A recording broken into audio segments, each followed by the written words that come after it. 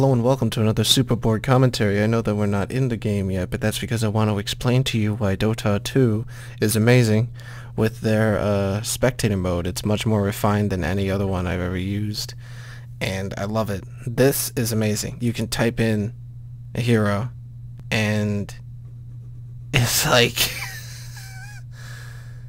that's the hero that's going to be in the game. And if you have a hero that you really like to watch, like I really like to watch Pudge games or Weaver games or anything that doesn't have the Druid in it, but there's always a Druid in it. But I like to watch gank-heavy games rather than push-heavy games. A push-heavy game is going to look more like a League of Legends game.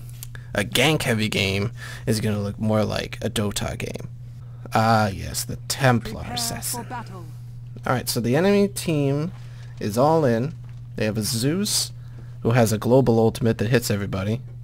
And he's yelling at people. And Lina is a big nuke, so is he, nuke. He's a DPS carry, but can be shut down very easily by ganks. Night Stalker is a ganker. Always fun to watch, by the way. And the Shadow Demon is like an anti-Pudge, or anyone who tries to get close. Like, he's very good at people that have to get close to him. If you're up against a melee team, like he is, if he doesn't use his ultimate, this guy's probably the strongest. This looks like a Disruptor.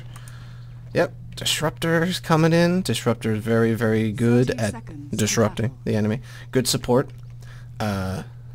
He's a controlling kind of guy who's designed to limit the enemy's movements and help you get into a better position. And obviously, by getting into better position, you get a better advantage. This is the Courier. In this game, you don't get to go back whenever you want. Oh, we have an Invoker. Oh boy, Invoker's here. No fun for the enemy team today. So, Courier, as I was saying, you don't get to go back. You have to use this Courier, which is down over here, and you buy the items from the shop. The Courier picks them up automatically, or they go into your stash, depending on if the Courier's selected or not. And then if they go into your stash, you just, there's a little button that'll show up here that says transfer to your to this guy, and then you press this button, or you can just press this. Or you can press this, or you can press this, depending. Like, you might have an item that's in the secret shop, and you might not even know what the secret shop is, but the Courier does, so you don't really have to know what the secret shop is.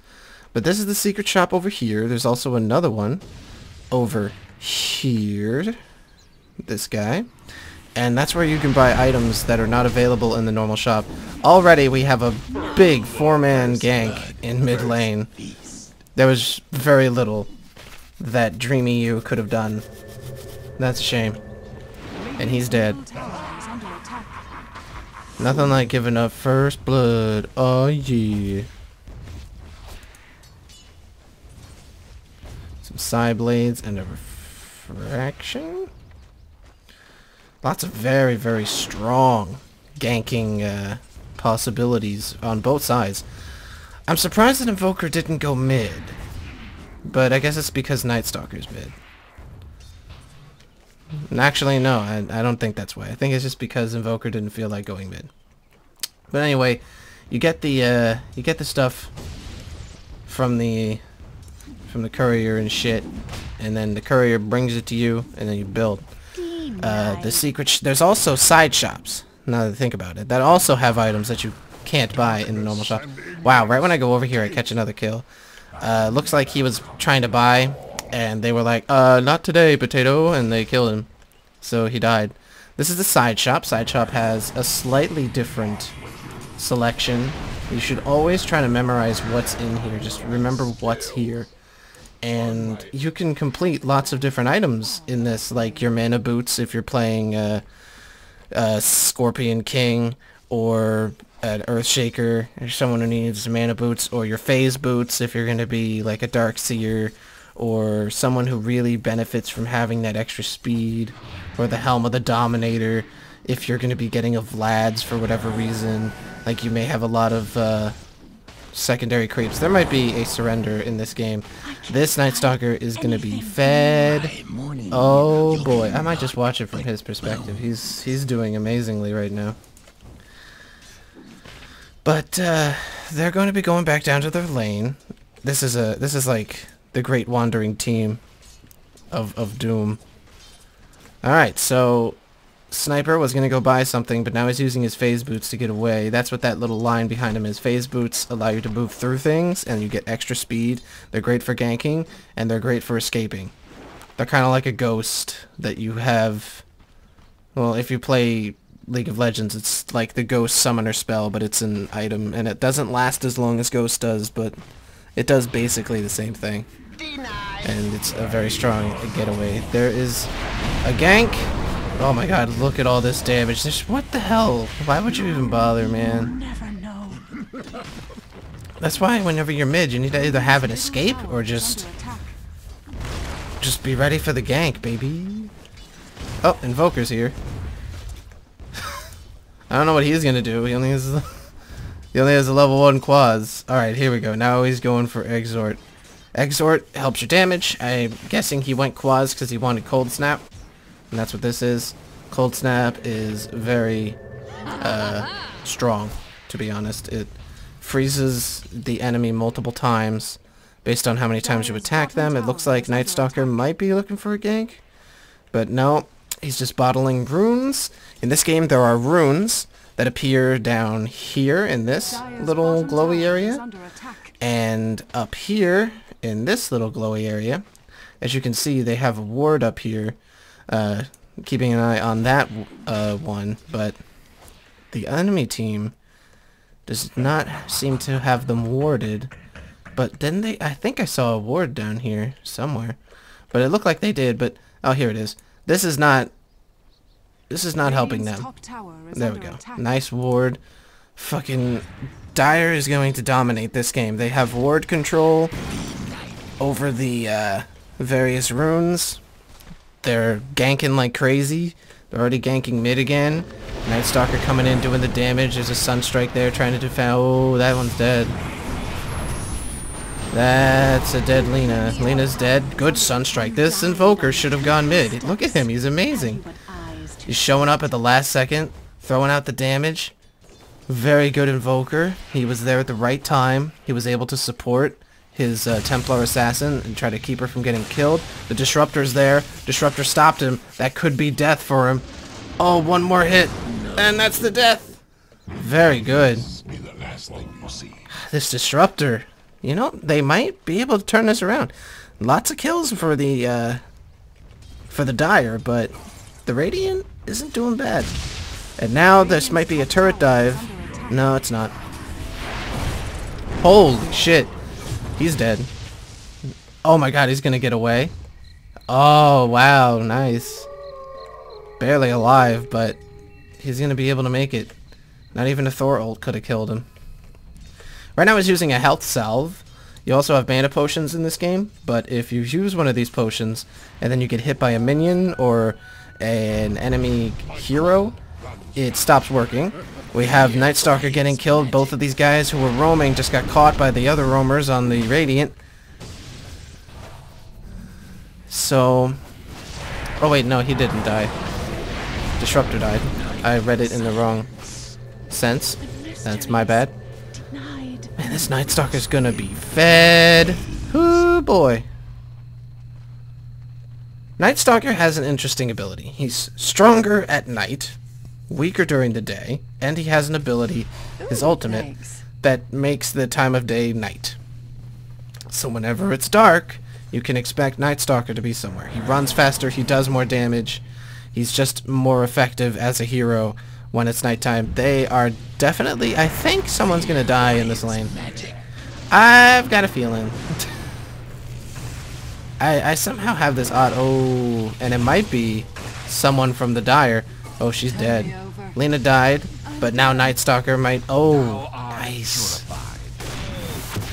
Oh, there goes that sniper ultimate, but once again, this fucking anti-mage. Look at this guy go. His ultimate basically works with his one passive ability that gets rid of mana, and that's this, the mana break. This is synergizing with his mana void, where the lower amount of mana your enemy has, the more damage it does. Think of it as like a Garen ultimate, but instead of with HP, it's with mana. So it's a good last hitter, especially if you've been fighting 1v1. I don't think the Invoker's going to be able to get away from this. Yeah, this might be death. That's death. But he tried. He almost got away, but he needed like a Blink Dagger or a Force Staff. He'll probably get a Force Staff at some point. They're just spending a lot of time dead on the Radiant team, but the game isn't that far apart. You know, you got 5 kills for the Radiant, 9 kills for the Dire. How did she not see? Nah, there you go. Why didn't Lena throw a stun down? I don't know. That's odd. Maybe she wasn't looking up there for some reason. Who knows? We got a Templar Assassin trap hanging out here. They are trappy. You don't want to get hit by them. Uh-oh. Night Stalker looking for some kills. Here he is. God, why does he always fall for that? That's death. Everyone always falls for that. Don't they realize that that's what he does? If you're up against a Shadow Demon, like he was, and there's a ganker on their team, that's usually why there's a Shadow Demon on the team. They synergize well with gankers, and what a Shadow Demon does is when the ganker comes in, even if you've already seen them and they know you're going to turn around, he has an ability that holds you still for a couple seconds, and then when you come out of it, there's multiple copies of you. It's basically a Darkseer ultimate, but not really, because it doesn't last as long and the copies aren't as strong. But he makes 2 little illusions of you that are slightly weaker and take more damage, so it's really easy to kill them. But what's important is it takes the focus off of the ganker, so now you have to make a choice. Do you kill the ganker, or do you try to kill the illusions and then teleport away? And if you can't teleport away, then maybe you shouldn't be laning against such a strong gank guy. Here's an interesting technique with these traps that I see very commonly. But I don't see it in very low-level play. You can use these as wards. So you can throw down psionic traps near the ward areas. It looks like Mew is getting all the kills with his Shadow Demon, and this is a fight over here.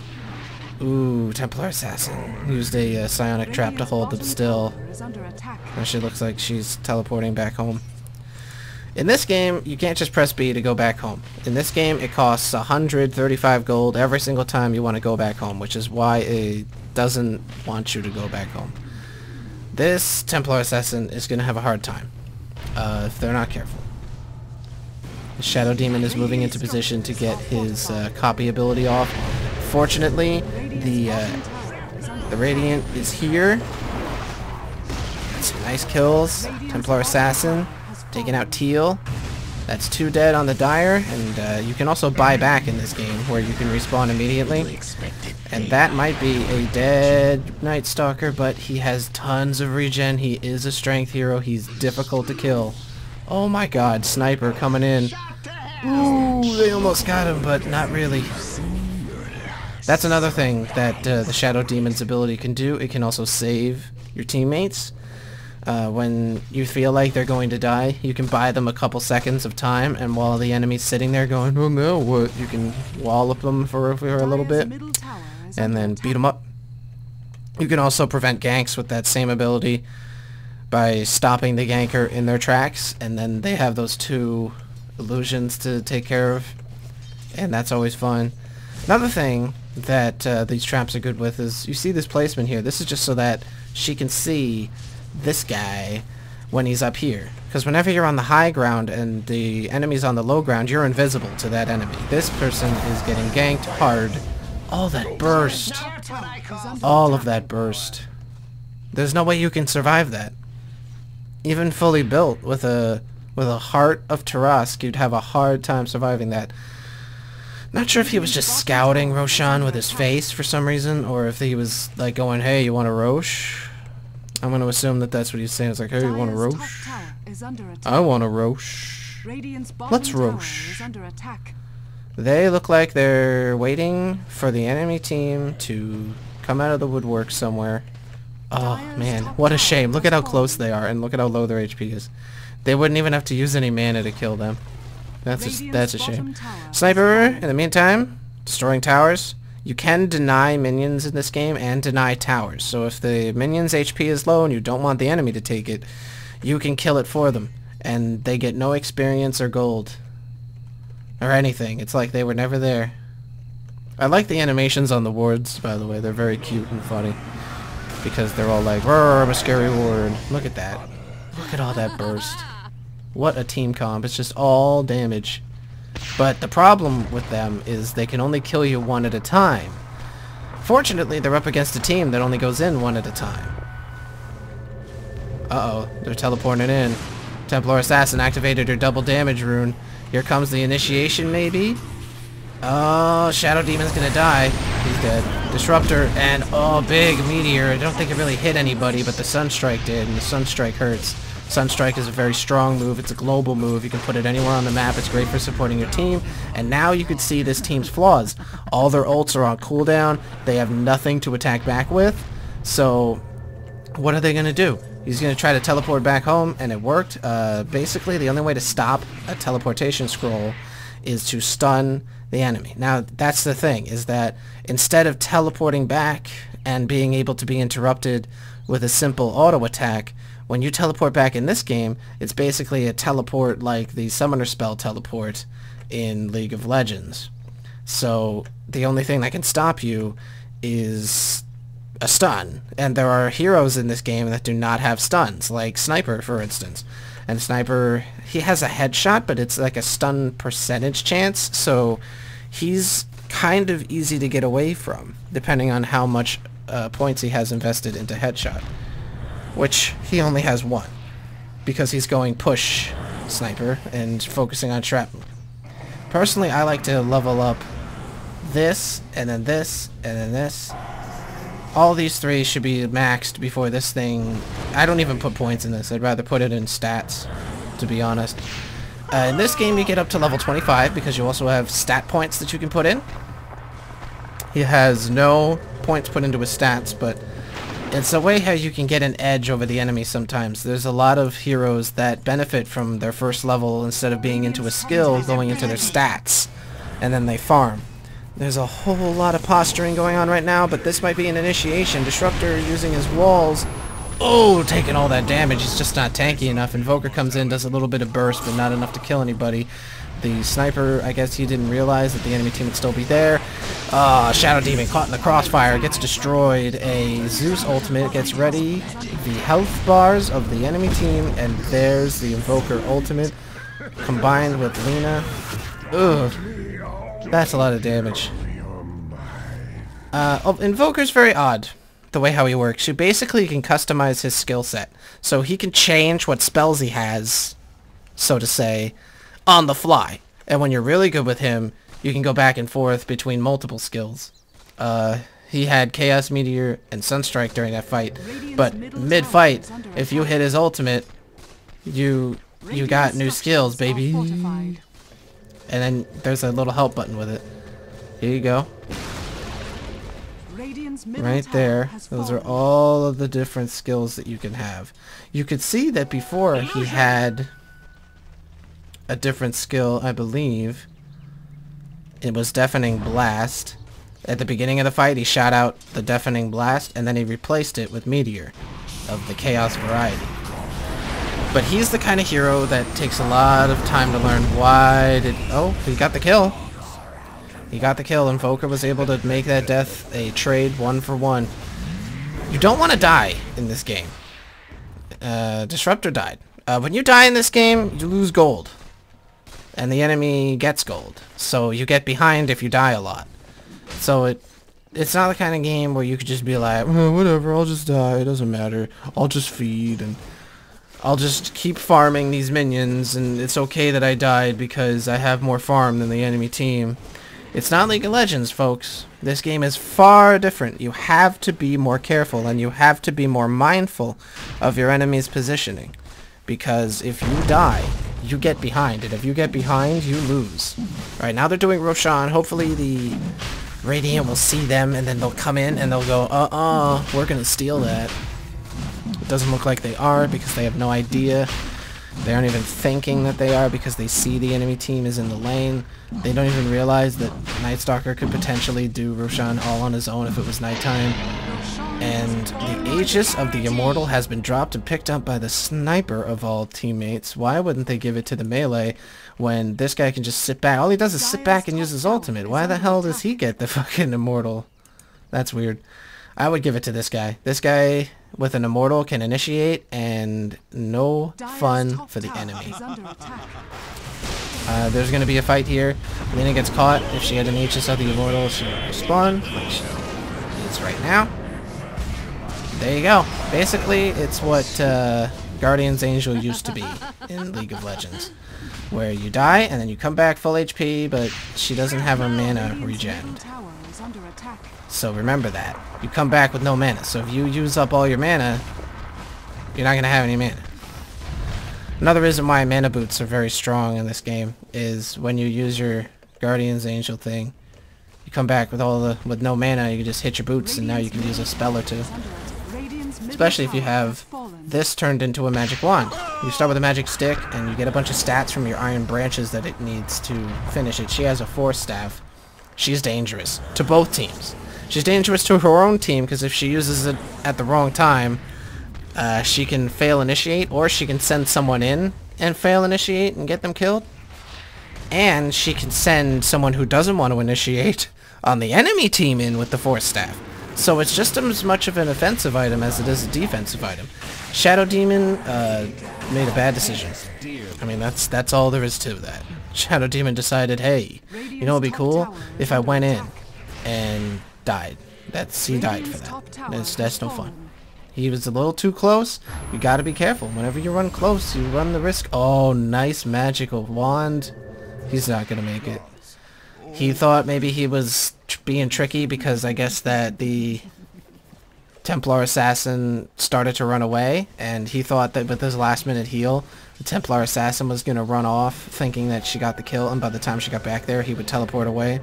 Sadly, he was still in view when he used his heal, so if she was watching him, look at him, he's using his little copy-making ball of death to make himself a little bit easier to get away with being close. You can use that to dodge skills, you can use that to dodge auto attacks, you can use that for a lot of different things. And then it makes two illusions, so when you pop out of it, if the enemy team doesn't know where you pop up, you can dodge more auto attacks and more skills and more stuns with it. Here we have wards everywhere. Look at all these wards. Isn't this lovely? Don't you just love seeing wards? I know I personally love to see wards, especially in games like Smite and Dota 2. Wards are so important in these games. Even more important than they are in League of Legends. All they are in League of Legends is a luxury, if you ask me. You don't need wards at any time if you're winning or losing to play the game. All you have to do is just farm and have your escape ready, which is your flash. If your flash isn't up, you shouldn't be farming far ahead, because you have no escape unless you have a flash built into your character, like Shaco, for instance, who can flash away and then he turns visible, has a very easy time getting away from ganks. He's very difficult to kill for that reason, unless you've fought a lot of Shacos. Might as well talk about the jungle. The jungle in this game is very spread out, very similarly to how the League of Legends jungle is. They have no buffs. Instead of having buffs in the jungle, you have ancients who are worth a lot of gold. And when you're not farming lanes, you should be in the jungle. The jungle is made this way so that people that gank and roam are able to keep their money up between kills. Because if you're not farming minions in lane, you're not making any money.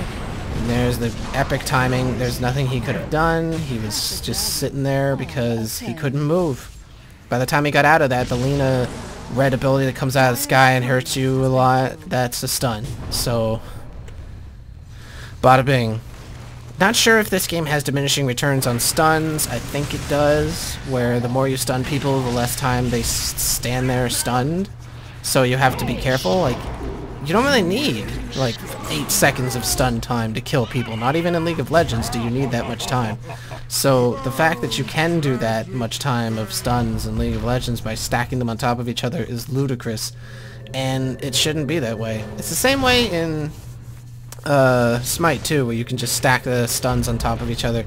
I don't get it. Why wouldn't they use diminishing returns? Do they want to make the game too easy for people? Do they want to make PvP less of a challenge by letting you just stun people for 5 to 8 seconds sometimes, depending on your team? It's retarded. Diminishing returns are the way to go. It adds a challenge to the team fights. You shouldn't need 8 seconds to kill people. You should only need 2 to 3 seconds anyway because of the burst. You should be bursting people. You shouldn't be trying to kill people with all sustained damage. And no team can be all sustained damage. It's never good. Don't pick heroes, gods, champions, whichever game you're playing regardless. Don't pick ones that are sustained. That shouldn't be your team comp. The sustained damage is only for pushing. So if you have a sustained damage guy, he's going to be pushing lanes. He's not going to be killing people. It's not what he's designed to do. Good refraction. The Templar Assassin has a very easy time staying alive. She just got hit with an urn. Luckily the refraction though, she had enough mana to get back to the base and stay alive. Good play.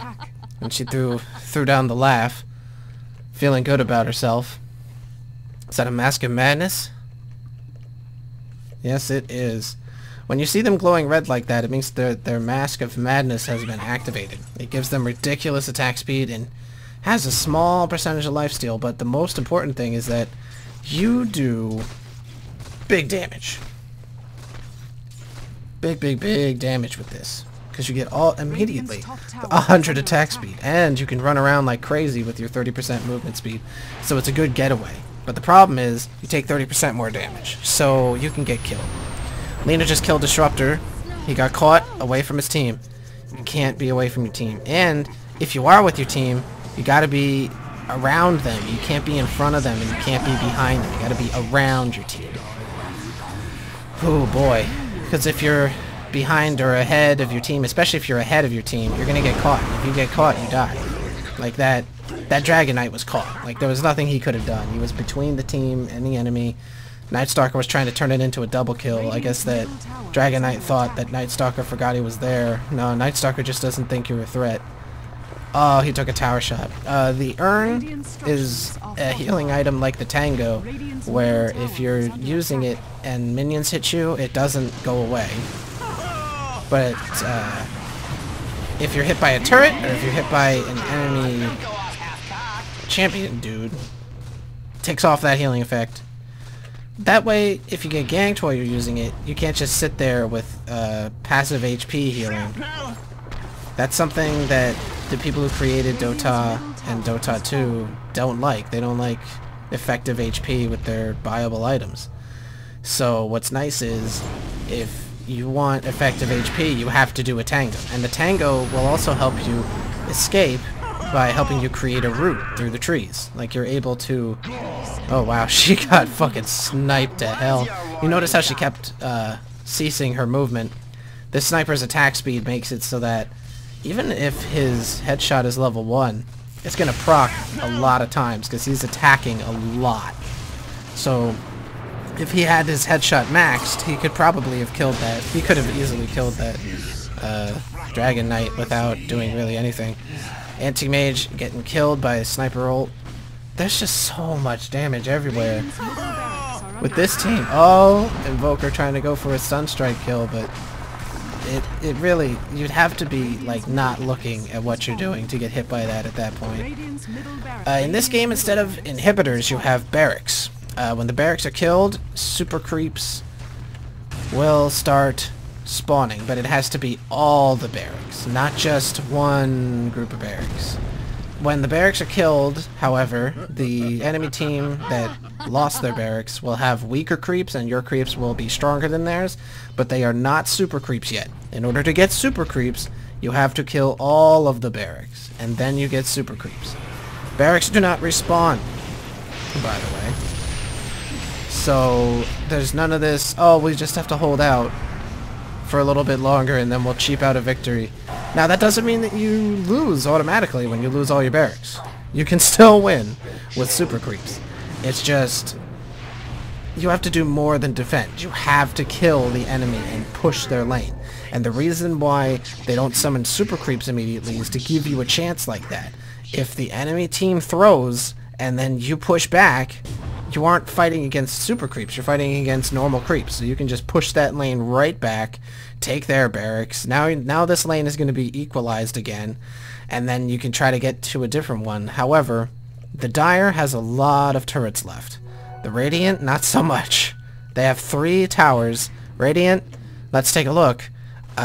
Looks like a whole lot of what I like to call nothing. So that's not going to be fun. There's teleporting into lane. It looks like they're going to do their final push. They're going to keep the lanes pushed. Meanwhile, Radiant is grouping up for the first time, for pushing at least. They've been grouping up a little bit, but not all of them. And Disruptor is getting himself in trouble. He's warding, but I understand. You're warding.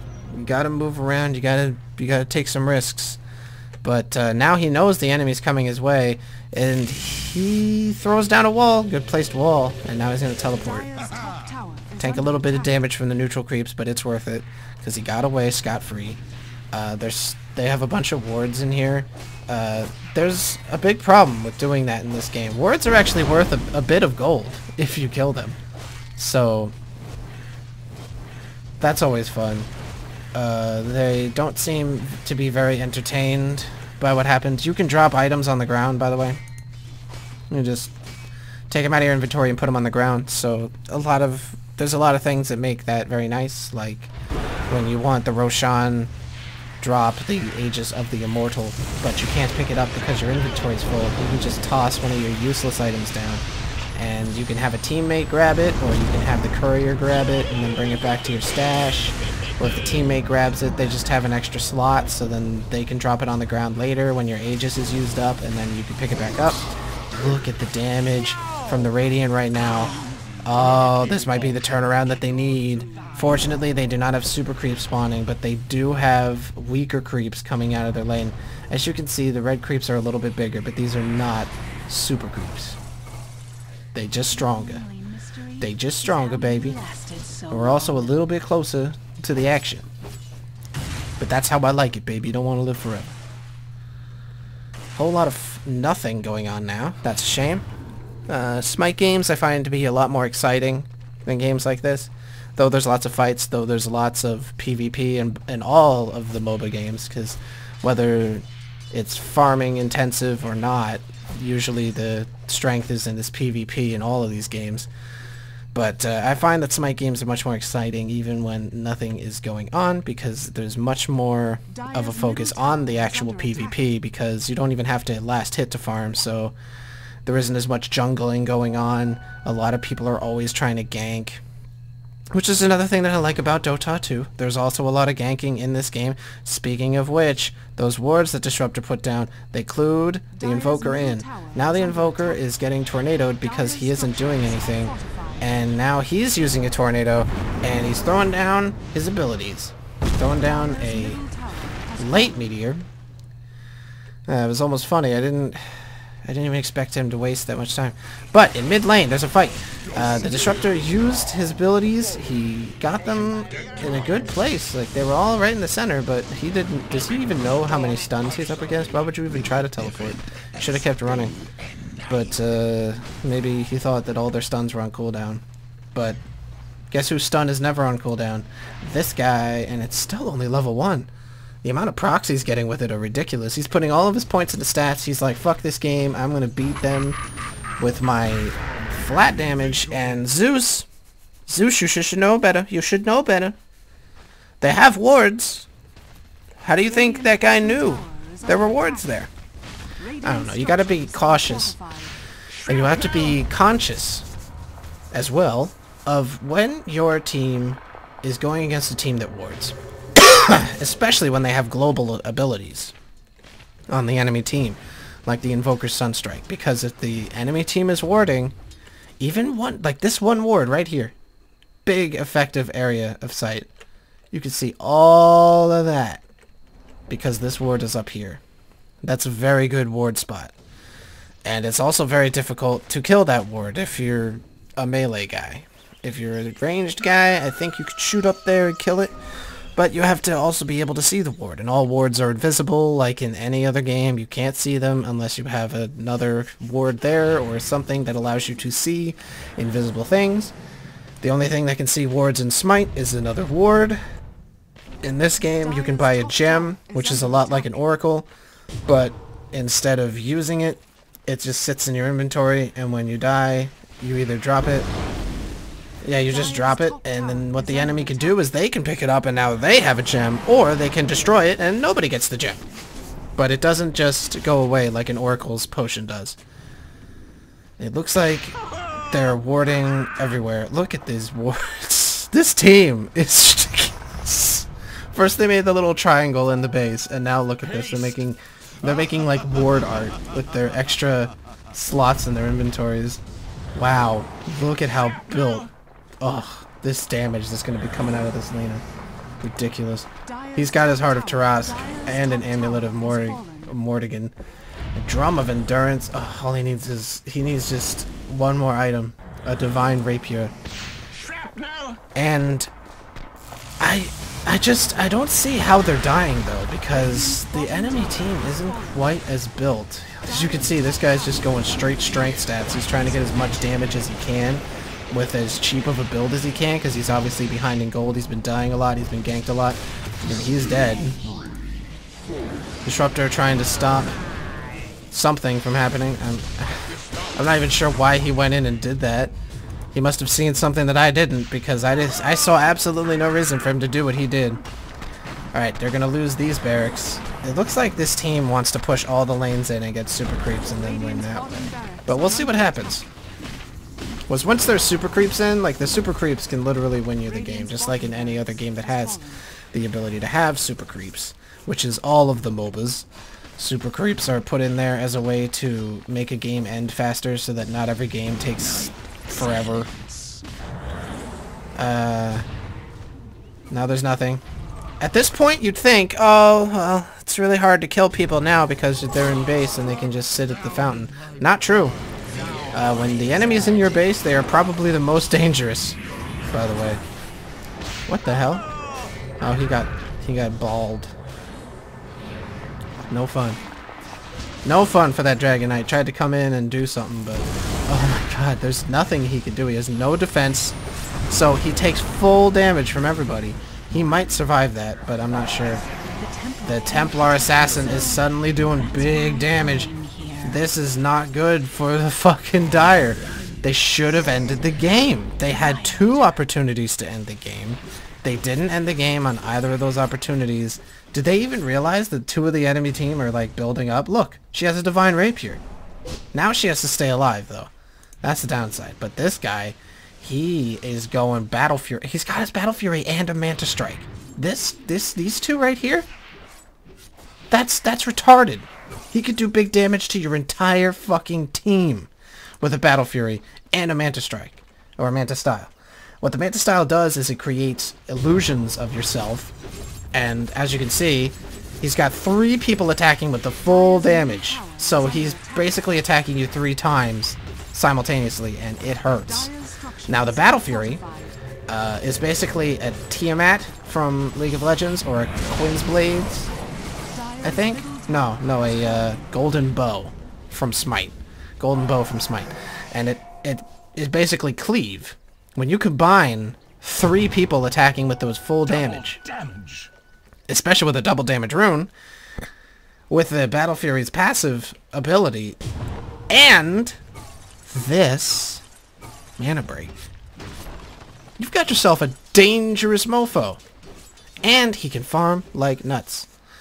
So he's never going to be short on gold. I wonder what he's going to make that into. Can he improve this with a... No, he can't improve it with a scepter. He has so many things he could buy. He might be going for Monkey King Bar. Nah, he's not going for Monkey King Bar. He's not going for an Orchid. He's not going for a Veal. He's not going for a Lincoln. What the hell does he have in mind with that item? A Black King Bar. Of course. He wants to initiate. Very odd. He hasn't been winning by initiating. So why would he want to initiate all of a sudden? Probably should have seen the Black King Bar coming. They do... Oh, smoke. This team is going to have a hard time. None of them have dust. I don't see anyone with dust. I don't see dust anywhere. I don't see dust on the ground. Oh my. Smoke ganks. Oh, there's nothing he can do to stop that. But the anti-mage is definitely in carry mode. He's got his Black King's Bar. He's going to be hard to stop when he starts attacking. That's it. The Invoker's coming in, doing his big damage. He has a nice build. As you can see here, he's got his Scepter of Divinity. He's got a Force Staff. He's got his Tranquil Boots, which allow him to heal.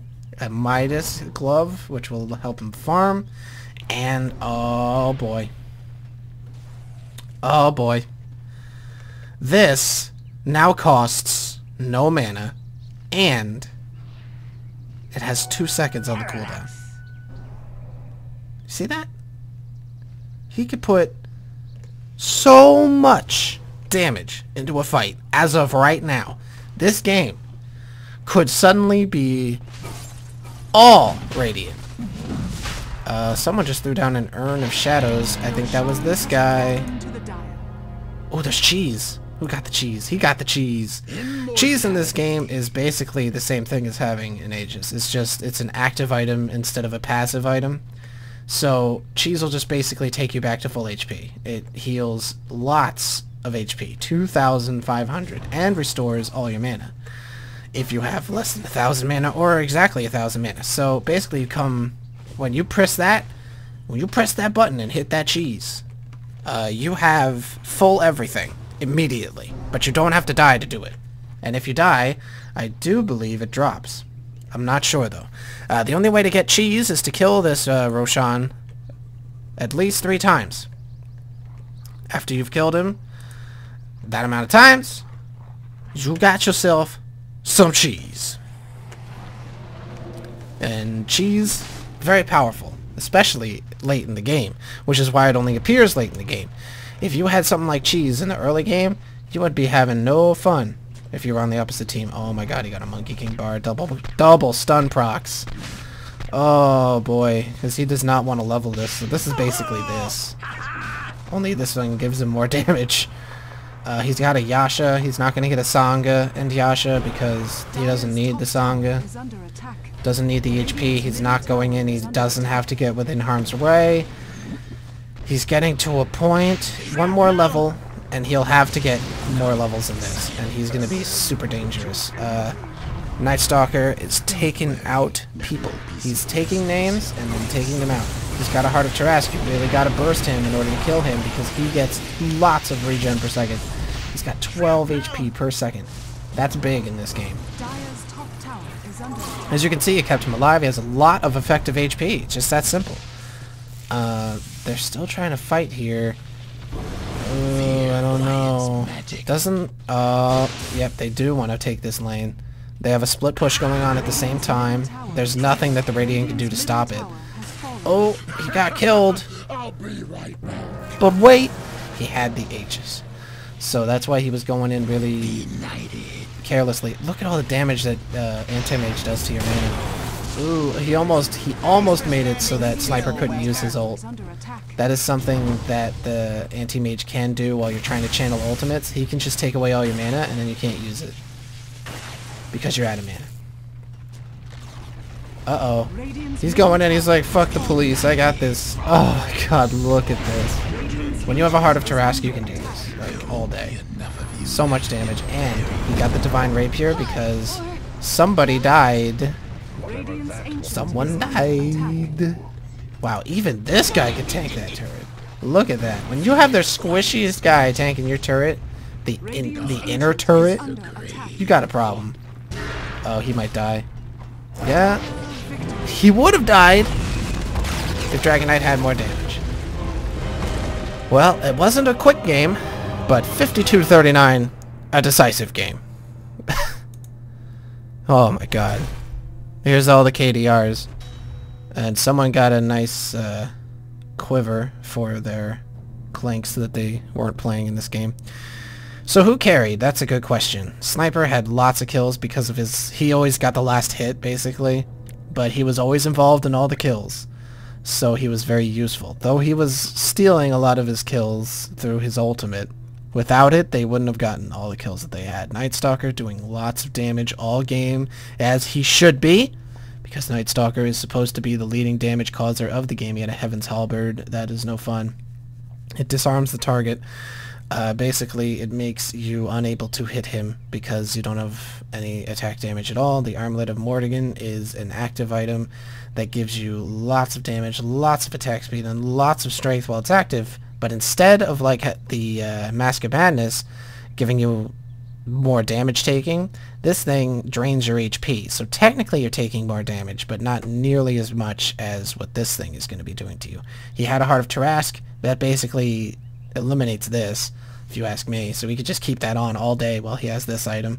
And phase boots are a must on this guy. Not only do they give you more damage, but they help you move faster, they help you move around the map. Very important item. Their Shadow Demon went straight on support. And that's how he should have went. He didn't have to do anything else. He had 2 magic sticks for some reason. Maybe he was building some wands for people and then giving them out. I'm not sure. Maybe he wanted 3 different heals to keep him alive and keep his mana up. I'm not sure. He didn't even finish his boots. The Zeus went wards all day. I'm sure he went wards too. Yep, they had wards all day. He had a Gem of True Sight. Something just happened to make me disconnect. The amount of items and stuff in this game that I'd have to go over, I'd have to make an hour-long video, and I'll maybe do that on another time. But it seems like wasted effort because there's already videos that do that. I recommend looking them up if this game is interesting to you. There's a lot to learn, and there's a lot to do. So, as Purge, someone who I watch a lot, always says, "Welcome to Dota 2, you suck."